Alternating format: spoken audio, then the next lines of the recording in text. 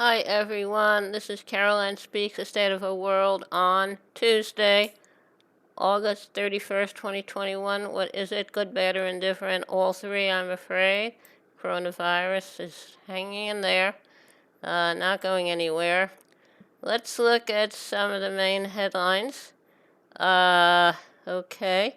Afghanistan faces a future under Taliban as U.S. withdraws and drone strikes continue to kill civilians.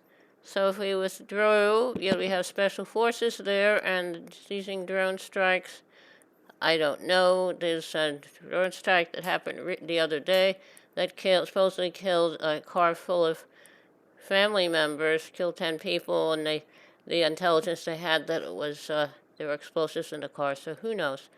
Peace activist Kathy Kelly on reparations for Afghanistan and what the U.S. owes after decades of war.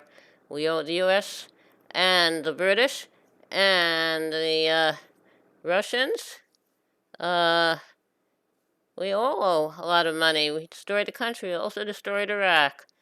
And very sad. After Hurricane Ida, a just and fair recovery must address ongoing disasters of poverty and inequality. How the climate change is fueled by the inequality of the wealthy nations. That's true. And then another one. Stop this madness. Reverend Lennox Yearwood calls to divest from fossil fuels and climate disasters. Okay, some other headlines. Taliban celebrates as last U.S. troops leave Afghanistan. Over 1 million in path of Hurricane Ida could remain without power for weeks. In Florida, Louisiana, there's a lot of devastation after Katrina in 2005, and they repaired the levees, but the power grid didn't hold up this time. And there's a bridge over the Mississippi River that failed and killed 2 people. Florida withholds funds to schools, defying Governor DeSantis' ban on mask mandates. It's hard to believe how people voted for DeSantis. Hopefully we'll get rid of him, and hopefully he'll get the virus. Okay, and he has a buddy in Texas who's of the same mindset as him. Advocates demand Biden end deportations to Haiti after devastating earthquake. I agree. Over 500 migrants rescued in Mediterranean. EU plans to bar entry to Afghan refugees. The people have suffered so much and no one wants them? I don't know. UN hails end to worldwide use of toxic leaded gasoline. Oh, it took a while to get there. Mass evacuations ordered for Lake Tahoe region as California wildfire spreads. Federal court strikes down Trump-era rule gutting Clean Water Act. Thank you, President Biden. Emergency petition asks U.S. Supreme Court to hold Texas anti-choice law. Well, the people on the board, the court, the 9 of them, the 6 of them are anti-choice. Texas House advances bill to severely restrict the use of abortion pills. Lawmakers order telecom companies to preserve records of January 6th insurrection. I hope they have them, and I hope the committee will get them. Okay. John Pierce, anti-vax lawyer for Capitol Home electionist, hospitalized with coronavirus. That's John Pierce. He's a good person.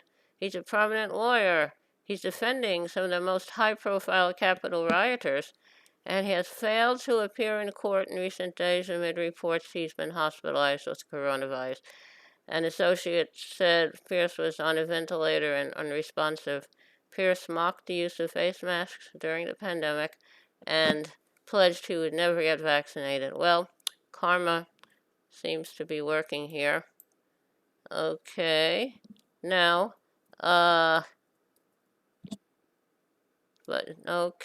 Mr. Pierce. Relatives of Mexico's disappeared accused the government of failing to act.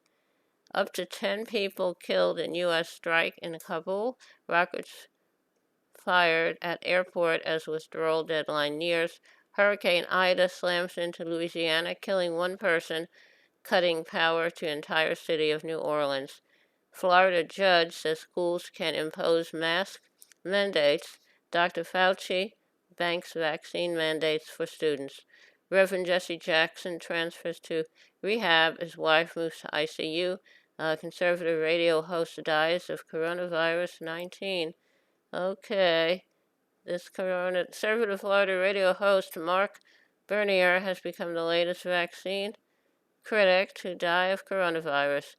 Bernier referred to himself on air as Mr. Anti-Vax. His death came just a few weeks after Tennessee-based radio host Phil Valentine, another prominent vaccine critic, died of coronavirus. Karma seems to be doing okay. Okay, now thousands rally for voting rights on the anniversary of March on Washington, which occurred in 1963, read by the Reverend Dr. Martin Luther King Jr. And 30 Yemeni soldiers killed in an attack during military exercise. Very sad, very, very sad, but that's the way it is in our world. Things don't seem to get better, they seem to stay the same. All right, now it's a lot of news for today. How about a little music? All right.